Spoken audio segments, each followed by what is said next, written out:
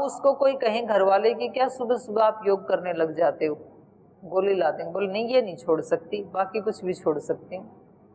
तो ये उसकी, क्योंकि ये उसकी अपनी अनुभूति है, किसी का बताया हुआ नहीं है, उसने खुद फील किया।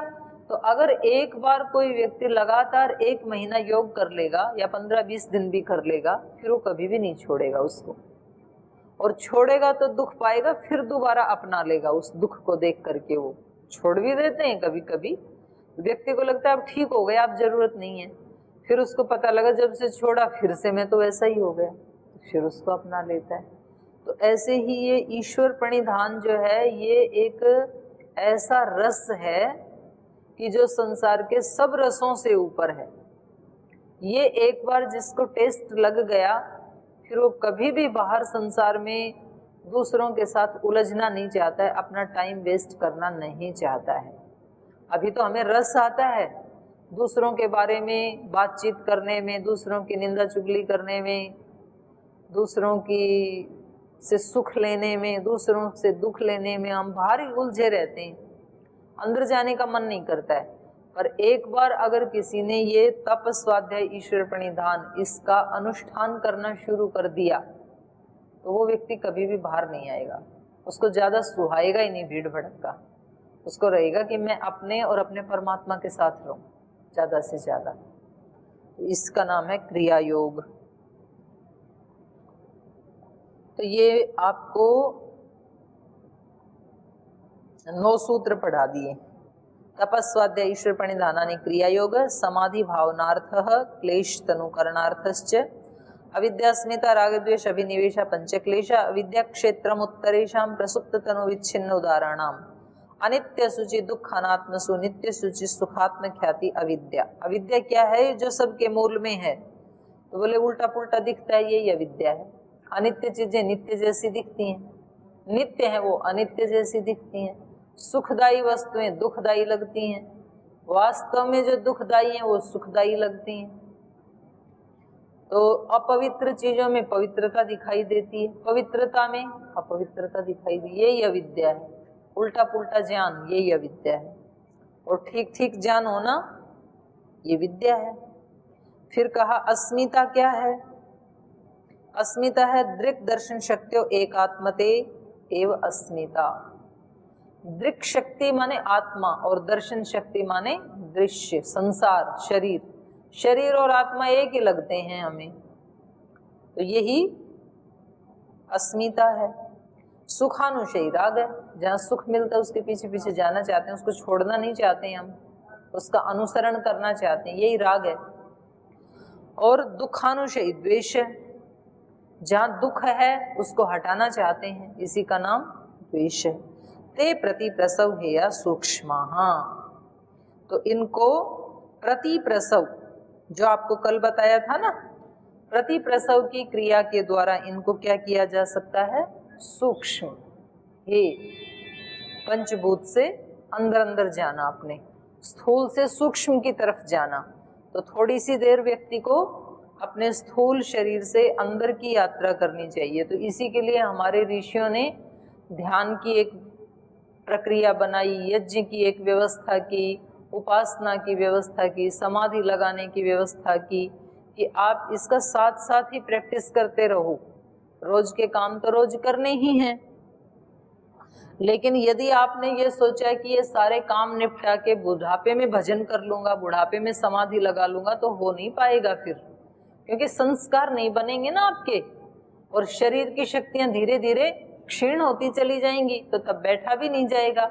अभी बैठने का अभ्यास बना लिया तो बुढ़ापे में भी बैठ पाओगे, और अभी टाइम नहीं निकल रहा तो आगे आगे तो ये संसार बढ़ेगा। अभी तो संसार छोटा है, अभी तो बच्चे छोटे हैं, अभी तो 2 ही बच्चे हैं, तब बड़े भी होंगे, बड़े होंगे तो उनके मित्र भी आएंगे, फिर उनकी शादी होगी तो बहुएं भी आएंगी, फिर उनके भी बच्चे होंगे, तो ये तो बढ़ने वाला है संसार। तो फिर आप कुछ नहीं कर पाएंगे। इसलिए आप इसके साथ साथ ही इसको करते रहें, अपना उसको भी निभाते रहें, और उसको भी कैसे निभाते रहें?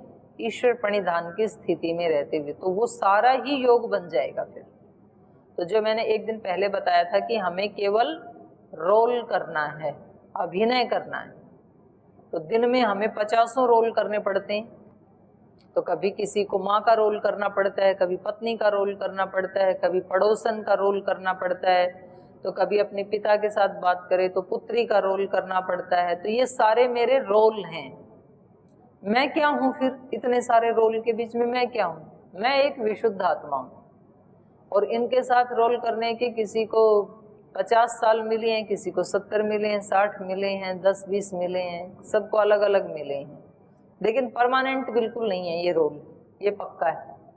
ये रोल कब खत्म हो जाए ये भी नहीं पता है, क्योंकि वहां तो ये तो पता होता है कि कम से कम 3 घंटा रोल करना है, फिल्म है तो।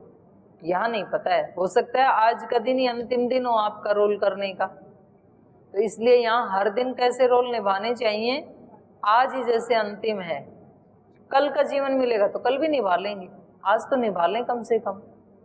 और कुछ टेंशन आती है कि कल क्या होगा पता नहीं, तो बोलो कि अभी तो बहुत टाइम पड़ा है कल आने में। तो ईश्वर भी तो एक शक्ति है ना।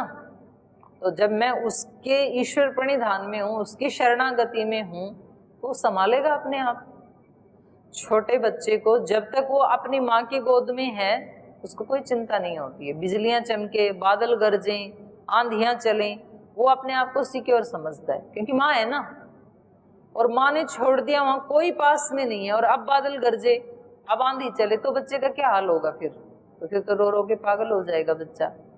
तो हमें यदि ये भाव बना रहे कि मैं ईश्वर प्रणिधान में हूं, मैं ईश्वर की गोद में हूं, इस माँ के अंदर तो फिर भी थोड़ा बल है, और वो तो सब माँओं की भी माँ है, और उसका मैंने आश्रय लिया है, और वो सब जगह उपलब्ध है मेरे को।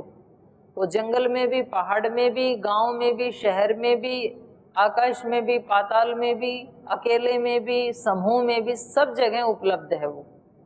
तो फिर क्यों डर होगा व्यक्ति को? तो ये एक प्रैक्टिस ही तो करनी है।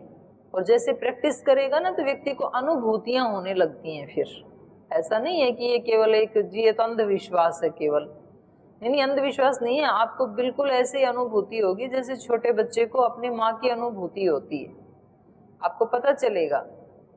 किसी एक व्यक्ति ने कहा कि जी एक मेरा मित्र है और उसके जीवन में इतने संघर्ष आए और वो हमेशा उनसे बाहर निकल जाता है, और एक मैं हूँ, मेरे जीवन में ज़्यादा संघर्ष नहीं आए, लेकिन मेरे को हमेशा टेंशन बनी रहती है, ये हो गया तो, ऐसे हो गया तो, और वो आती रहती हैं चीज़ें, और जैसे मैंने सोचा था वो डैमेज करके चली जाती हैं। तो बोले, एक दिन मैंने अपने मित्र से पूछा कि भाई तेरे जीवन में भी संघर्ष आते हैं, मेरे में भी आते हैं, तू बच जाता है, मैं डैमेज हो जाता हूँ, चक्कर क्या है ये? तो उसने कहा कि भाई मैंने तो एक बात सोच रखी है कि मैंने भगवान की शरणागति स्वीकार की है, तो मेरे जीवन में कोई समस्या आए भी गी ना तो मैं कहीं ना कहीं से बच ही जाऊंगा, क्योंकि ईश्वर मेरा रक्षक है। बस इस विचार ने मेरे को बचा रखा। तो आपको बताया था लॉ ऑफ अट्रैक्शन, जो व्यक्ति ऐसे सोचता है वो ऐसी ही शक्ति को आकर्षित भी करता है। अब बात छोटी सी है बिल्कुल, अगर ये किसी के मन में पूरा जम जाए कि मैंने ईश्वर की शरण ली है, मैं ईश्वर की शरणागति में हूँ, और मेरे जीवन में कोई मुसीबत आ भी जाएगी तो वो खुद संभाल लेगा। तो हम ऐसे ही सिक्योर रहेंगे जैसे बच्चा माँ की गोद में रहता है। इसी का नाम है ईश्वर प्रणिधान। ये रटना नहीं होता है कि मैं ये रोटी भी ईश्वर के लिए बना रही हूँ, ये कपड़े भी ईश्वर के लिए धो रही हूँ, ये सफाई भी ईश्वर के लिए कर रही हूँ, आज मुझे ईश्वर प्रणिधान की स्थिति में रहना। ये रटने की जरूरत नहीं है। आप घर में कितने काम करते हो, तब कहाँ रटते हो कि ये सब मैं पति के लिए कर रही हूँ, बच्चे के लिए कर रही हूँ, ऐसे थोड़ी करते हो। लेकिन मन में भाव है एक कि भाई इनके लिए कर रहे हैं, हमारा संबंध इनके साथ है। ऐसे ही संबंध ईश्वर से बन जाता है। तो इसको कहा ईश्वर प्रणिधान। अब आगे ये निकालो फिर 46 नंबर से जो आपके यहाँ लगे हैं, यम, नियम, आसन, प्राणायाम, प्रत्याहार, ये 5 बहिरंग हैं। तो यम नियम तो इन्होंने लगाए नहीं आपके सिलेबस में, लेकिन आप पहले से ही जानते हैं। यम क्या है? अहिंसा, सत्यस्तेय, ब्रह्मचर्य, अपरिग्रह, इनको यम कहते हैं। ये सबसे पहला योग का अंग है। आपको योग में प्रवेश करना है तो सबसे पहले क्या बनना पड़ेगा? अहिंसक। हिंसा नहीं करनी किसी की, अहिंसा, सत्य, झूठ नहीं बोलना, ये दरवाजा है प्रवेश। अस्ते चोरी नहीं करना, ब्रह्मचर्य पवित्रता से रहना। अहिंसा सत्य अस्ते ब्रह्मचर्य अपरिग्रह, अनावश्यक वस्तुओं का और अनावश्यक विचारों का संग्रह नहीं करना। वस्तुएं भी खतरनाक होती हैं, तो हर बार बाजार से लाते हैं, ये भी खरीद ले चलूं, मार्केट गए तो ये भी खरीद ले चलूं, और जब दिवाली की सफाई करते हैं तो इतना कचरा निकल आता है घर में से। ये कचरा कहाँ से आया? ये कभी आपने ही ला के सजाया था, उस दिन आपको ये बहुत उपयोगी लग रहा था, आज आपको वेस्ट लग रहा है ये, तो फिर उसको निकाल के फेंकते हैं। हर साल यही होता है, साल भर ला के रखो और दिवाली के टाइम बाहर निकालो तो कितना कूड़ा निकल आता है। रोज भी तो सफाई करते थे, फिर दिवाली पे आपने स्पेशल सफाई की तो वो सारी चीजें वेस्ट लगने लगी। जिसको आज आप कचरा कह रहे हो तो किसी दिन आप उसको बहुत अच्छा समझ के ही लाए थे। तो वास्तव में सारी चीजें अच्छी होती नहीं है, हमें लगती हैं, एक टाइम पे अच्छी लगती हैं, एक टाइम पे कचरा लगता है। तो ऐसे ही है ये संसार के सारे सुख। तो कितने सारे सुख लाने चाहिए जो नितांत आवश्यक हैं, बस उतने ही रखो सारी वस्तुएं। पर खैर वस्तु तो फिर भी ज्यादा हानि नहीं करती हैं। वस्तु ले भी आए तो जिस दिन मृत्यु आएगी उस दिन सारी चीजें छूटी जाएंगी, कोई बात नहीं, आप कितना भी जोड़ लो। दिवाली पे भी बाहर मत निकालो, कूड़ा कचरा रखो अपने घर में, तो भी मृत्यु छुड़ा ही देगी एक दिन उसको। लेकिन अंदर जो विचार भर लिए ना अनावश्यक, उसको मृत्यु भी नहीं छुड़ा सकती, वो साथ ही जाएंगे। तो अपरिग्रह का मतलब है अनावश्यक विचार, अनावश्यक वस्तुएं इकट्ठा नहीं करना। और हम अनावश्यक ही ज्यादा करते हैं, आवश्यक वाले तो आने ही नहीं देते अंदर। तो ये है यम। तो सबसे पहले योग में प्रवेश करना है तो इनका पालन करना होगा। दूसरा है नियम, शौच, संतोष, तपस, स्वाध्याय, ईश्वर प्रणिधान। तो तीन तो आपने अभी पढ़ ही लिए, तप, स्वाध्याय, ईश्वर प्रणिधान, तो ये भी प्रवेश है। और शौच, संतोष, शुचिता। योग का प्रवेश तब होगा जब शुचिता होगी, पवित्रता होगी। बाहर भी पवित्रता, अंदर भी पवित्रता। बाहर की पवित्रता जल आदि से होगी और अंदर की पवित्रता अहिंसा आदि से, सत्य आदि से होगी। तो अपने चित्त में भी पवित्रता रखनी है, किसी के प्रति राग, द्वेष, घृणा, ईर्ष्या आदि नहीं रखना है, उससे अपना चित्त गंदा हो जाता है। और चित्त को साफ रखना है तो क्या रखना है? मैत्री, करुणा, मुदिता, उपेक्षा। ये चित्त को, चित्त प्रसादनम कहा ना वहाँ पे, चित्त को शुद्ध करने के लिए। तो शौच, संतोष, हमेशा किस में रहना? संतुष्टि के भाव में रहना। मेरे पास जो है वो मेरी औकात से ज्यादा ही है, इतना मैंने कुछ किया नहीं था जितना भगवान ने दे दिया मेरे को, तो वो व्यक्ति बहुत सुखी रहता है।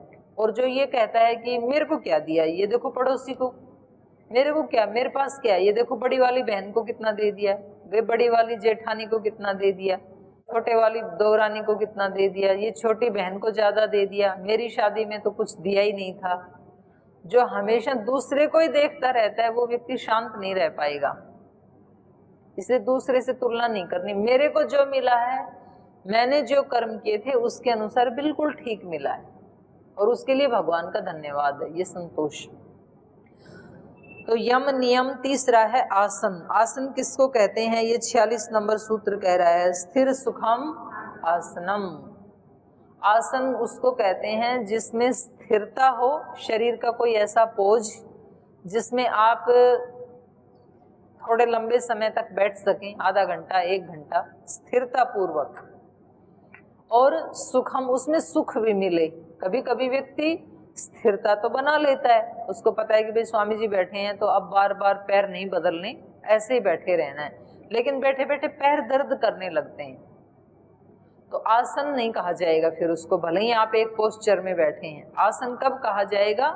जब आपकी स्थिरता भी बनी हुई है और सुख भी मिल रहा है, तो उसका नाम है स्थिर सुखम आसनम। क्योंकि योग में प्रवेश करने के लिए शरीर ही तो माध्यम बनता है, तो शरीर को थोड़ी देर सुख से बैठने का, स्थिरता से बैठने का अभ्यास होना चाहिए। प्रयत्न शैथिल्य अनंत समापत्तिभ्याम करें, उसका उपाय भी बता रहे हैं। ये स्थिरता और ये सुख कब मिलेगा आसन में? प्रयत्न शैथिल्य, अपने प्रयत्नों को शिथिल कर दो, आप ढीला छोड़ दो सब। जब योग निद्रा करवाते हैं तो यही निर्देश दिया जाता है कि आप अपने माइंड को ढीला छोड़ दीजिए, तब पता चलता है कि मैंने कस रखा था।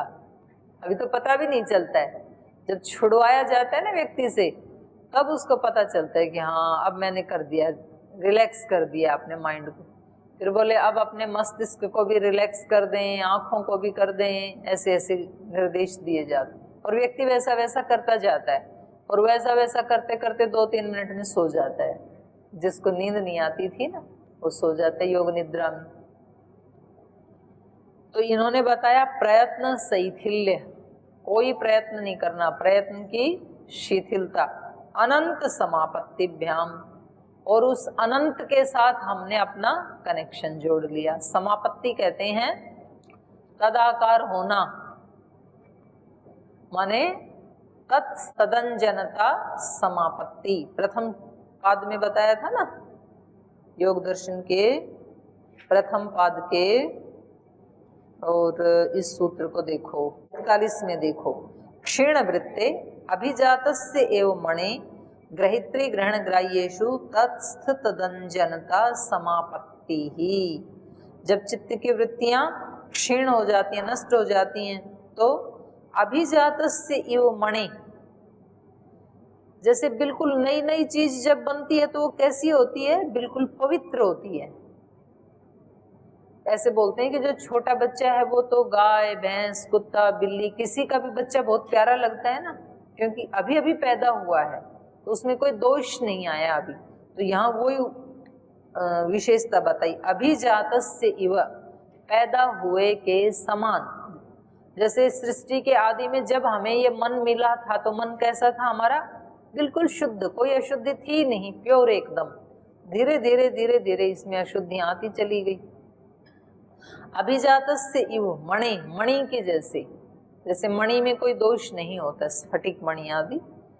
तो ग्रहित्री ग्रहण ग्राह्येषु तत्स तदंजनता, उस मणि के सामने जो चीज लाएंगे वो वैसी ही बन जाएगी। तो यहाँ पर जब हम अपने चित्त के सामने ईश्वर को लाते हैं तो हमारा चित्त कैसा बन गया, ईश्वरमय। ये है समापत्ति, इस अवस्था का नाम समापत्ति है। तत्स्थ तदंजनता, तत्स्थ माने उसमें स्थित रहना, और तदंजनता मतलब उसमें रंगे जाना। तो हम जिस चीज के साथ बैठते हैं और उसके साथ अपने आप को एकाकार कर लेते हैं, उसका नाम है समापत्ति। तो बोले जब आप योग के लिए बैठो तो आप अपने चित्त के सामने किसको लाओ, ईश्वर को, अनंत को, उसके साथ आप तदाकार हो जाओगे। अब मैं ईश्वर की गोद में बैठा हूं, यही क्या है, समापत्ति। जो यहाँ बताया ना, प्रयत्न शैथिल्य अनंत समापत्ति। अपने प्रयत्नों को शिथिल कर दो और उस अनंत के साथ आपका संबंध जुड़ गया, समापत्ति हो गई। तो अब आपका आसन सिद्ध हो गया, और आसन सिद्ध हो गया तो योग के 3 अंग का आपने पालन कर लिया, यम नियम आसन। अब ये आसन सिद्ध हो जाता है तो क्या होता है, ततो द्वंद्वानभिघातः, फिर द्वंद्वों का नाश हो जाता है। द्वंद्व क्या है, सुख दुख, सर्दी गर्मी, भूख प्यास, सुख मिलना दर्द मिलना। तो एक बार आसन जम गया ना तो अब ये आपको सताएंगे नहीं। बाहर गर्मी है या सर्दी है वो आपके ऊपर प्रभाव नहीं डालेगी, क्योंकि आप उसमें स्थिरता पूर्वक सुख पूर्वक बैठे। आपके ऊपर धूप आ गई तो भी वो आपको दुख नहीं देगी। तो इसलिए कहा ततो द्वंद्वानभिघातः है। क्यों, क्योंकि शरीर का और मन का बहुत गहरा संबंध है। जब शरीर स्थिर होता है तो मन भी स्थिर हो जाता है, और जब शरीर चलायमान होता है तो मन भी चलायमान हो जाता है। शरीर और मन का संबंध कैसा है, अत्यंत घनिष्ठ है। जैसे कोई शराब पीने वाला शरीर में शराब डालता है, मन में तो डाली नहीं शराब, और शराब तो गई शरीर में और मन भी कैसा हो गया, उत्तेजित हो गया। कैसे कैसे काम करता है वो, अपने बराबर किसी को समझता नहीं है, तो उसका मन भी कैसा हो गया, शराबी। शराब तो शरीर में डाली थी तो शरीर शराबी होना चाहिए था, लेकिन शरीर और मन का गहरा संबंध है। अच्छा, मन में कोई परेशानी आती है, मन दुखी हुआ किसी कारण से, अगले दिन शरीर रोगी हो जाता है। शरीर को तो कोई दुख मिला नहीं, दुख तो मन को मिला था, तो शरीर रोगी क्यों हुआ? क्योंकि शरीर और मन का गहरा संबंध है। तो इसलिए जैसे ही हमारा शरीर स्थिर हुआ, आसन जमा हमारा, और हमें सुख भी मिलने लगा, वैसे ही क्या होने लगेगा, मन के भी दुख दूर हो जाएंगे। शरीर के स्थिर होते ही मन भी स्थिर हो जाएगा, तो सुख दुख की अनुभूति नहीं होगी। इसलिए कहा ततो द्वंद्व अनभिघात, द्वंद्व अभिघात नहीं करेंगे अब इस व्यक्ति के ऊपर। तो दुखों से बचना है तो थोड़ी देर रोजाना शांति पूर्वक बैठने की प्रैक्टिस करनी चाहिए, दुख धीरे धीरे कम हो जाएंगे। इसलिए तो लोग बोलते हैं मेडिटेशन करो। अभी मेडिटेशन का तो नहीं पता किसी को, पर वो बोले ऐसे ही बैठ जाओ बस चुप हो करके। तो ये आसन है, न कि मेडिटेशन। मेडिटेशन नहीं है ये, मेडिटेशन बहुत ऊंची स्थिति है, तो वो तो बताएंगे। अभी जो करवाते हैं लोग, बोलते तुम शांति से बैठ जाओ, और कहीं तो वो कुछ थोड़ा आलम्बन भी देते हैं, बोले अभी तुम त्राटक करो, अभी तुम ज्योति बिंदु पे ध्यान लगाओ, अभी तुम ओम का उच्चारण करो, और बस ऐसे ही बैठ जाओ, अपने मन मन में ध्यान करो उसका। और व्यक्ति कहता है हाँ जी मुझे बहुत फायदा हुआ, बड़ा मेरा मन शांत हो गया, मैं इतने दिन से ध्यान करने लगी या ध्यान करने लगा और मेरा मन शांत हो गया। ध्यान से शांत नहीं हुआ, आसन से हो गया। आपने आसन किया, स्थिर सुखम आसनम, आपने आसन जमाने की प्रैक्टिस की और आसन से भी इतना लाभ हो गया। ततो द्वंद्व अनभिघात, जब आसन जम जाता है तो द्वंद्व अभिघात नहीं करते हैं। तस्मिन् सति श्वास प्रश्वासयो गति विच्छेद प्राणायाम, ये चौथा अंग है। तस्मिन् सति, उस आसन के जम जाने पर, जब हमें पता है कि अब हमारा आसन लग गया अच्छे से, तो फिर श्वास और प्रश्वास की गति को विच्छेद कर देना। एक तो अभी हमारी श्वास प्रश्वास की गति चली हुई है, और फिर हम इस गति को तो खंडित कर देते हैं। अभी एक सामान्य गति चल रही है और इसको हटा करके हमने क्या किया, जोर से श्वास को बाहर फेंका ऐसे, तो इसका नाम प्राणायाम है। या फिर हमने जोर से अंदर भरा,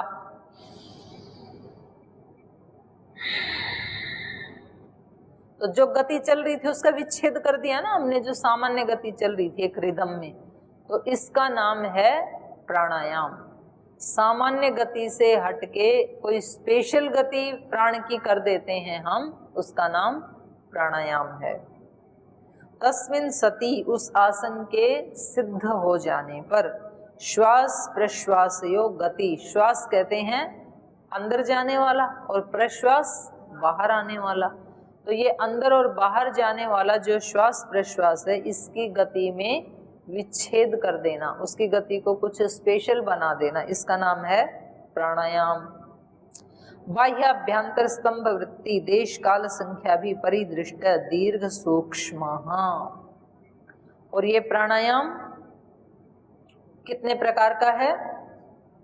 बाह्य आभ्यंतर स्तंभ वृत्ति 3 प्रकार का है, और इसको देश काल संख्या भी परिदृष्ट, देश की दृष्टि से देखा जाता है, काल की दृष्टि से और संख्या की दृष्टि से, तो उसको दीर्घ किया जाता है और सूक्ष्म किया जाता है।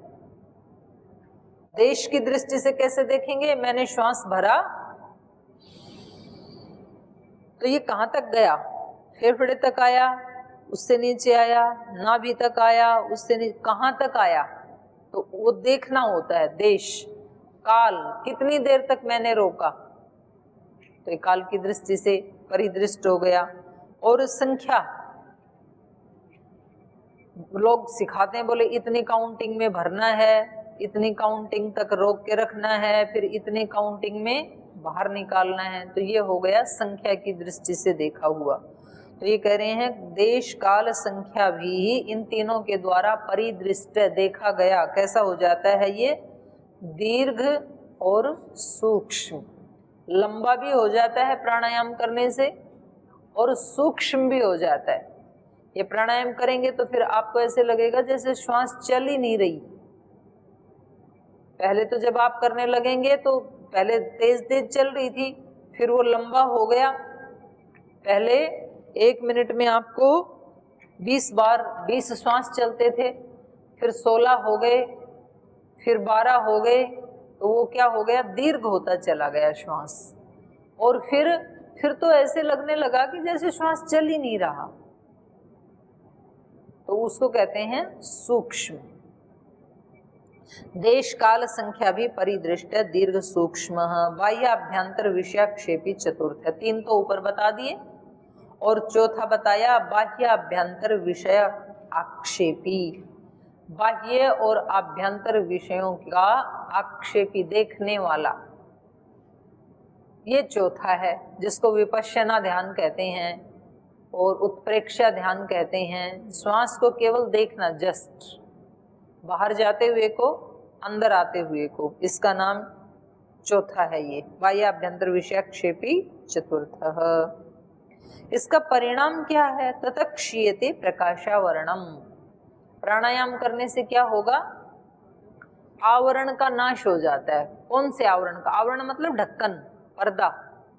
कौन सा ढक्कन है हमारे पास, अज्ञान अविद्या का ढक्कन लगा हुआ है हमारी बुद्धि पे, आत्मा पे, चित्त पे, एक कवच सा चढ़ा हुआ है, और उसको तोड़ नहीं सकते हैं, लोहे जैसा है वो।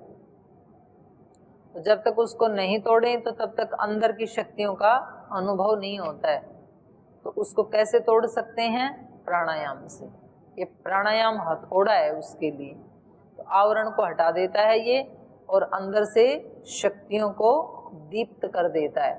तो वहां पर उदाहरण आया है व्यास भाष्य में, जैसे वो राख से ढकी हुई हो, अग्नि, चिंगारी, अंगारा, इतना सा ऊपर खूब सारी राख हो, तो फिर वो लुहार मारता था ना धोकनी से पहले, तो वो ऐसे उसमें फूंक मार मार के वो राख सब उड़ जाती है, और फिर अंदर से ज्योति प्रज्वलित हो जाती है। तो ऐसे हमारे पास जो दोष, राग, द्वेष और जो अविद्या, अज्ञान, दोष आदि, उन्होंने ढक रखा है आत्मा की ज्योति को, और प्राणायाम जब करते हैं तो वो हटने लगती है, वो आवरण हटने लगते हैं। ततः क्षीयते प्रकाशावरणम, प्रकाश के ऊपर जो आवरण आ गए थे वो हटने लगते हैं। धारणा सूच योग्यता मनसह, और मन में अब धारणा की योग्यता आ जाती है। अब हम कहीं भी फोकस कर सकते हैं अपने मन को, अपनी चेतना को, उससे पहले नहीं कर सकते, आज की स्थिति में नहीं कर सकते, लेकिन प्राणायाम करते करते फिर कहीं भी फोकस कर सकते हैं। तो कितना बड़ा लाभ हो जाएगा। जिस दिन आप लेवल 1st, 2nd, 3rd की परीक्षा देना चाहोगे, उस दिन एक बार किताब को पढ़ा और वो पूरी फिक्स हो जाएगी यहाँ पे, क्योंकि आपने धारणा लगा दी यहाँ पे, तो सारे के सारे सूत्र स्कैन हो जाएंगे। किसी भी विषय के ऊपर चित्त को लगाएंगे, धारणा सूच योग्यता मनस, मन में धारणा की योग्यता बढ़ जाती है। तो ये हो गया प्राणायाम। फिर अगला अंग है प्रत्याहार। तो ये कल भी बताया था, शेष चर्चा इस पे कल करेंगे। तो हमने 4 अंग पढ़ लिए हैं, 4 शेष हैं। तो 5 को तो बहिरंग कहते हैं और बाकी के 3 को अंतरंग कहते हैं। तो इसको कल पढ़ेंगे। आज यही पाठ को विराम देते हैं।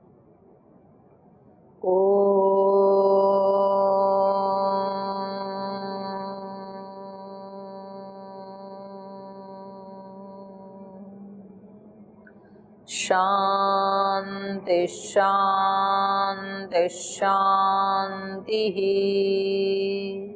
श्री गुरुभ्यो नमः।